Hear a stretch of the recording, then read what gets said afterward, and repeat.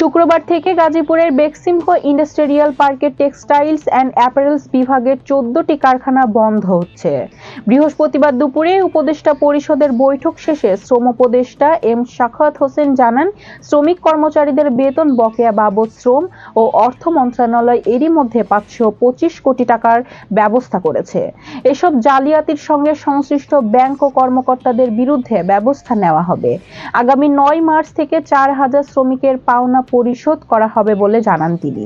আইনের তোয়াক্কা না করে ব্যাংকগুলোতে রাখা মানুষদের আমানত ঋণ আকারে নিয়ে কিভাবে লুটপাট করা হয় তার একটা উদাহরণ হয়ে উঠেছিল বেক্সিমকো ইন্ডাস্ট্রিয়াল পার্ক, যার পরিপ্রেক্ষিতে কর্তৃপক্ষ সম্পূর্ণভাবে গাজীপুরের নগরের সারাব এলাকায় বেক্সিমকো ইন্ডাস্ট্রিয়াল পার্কের টেক্সটাইলস অ্যান্ড অ্যাপারেলস বিভাগের 14টি কারখানা বন্ধ করছে।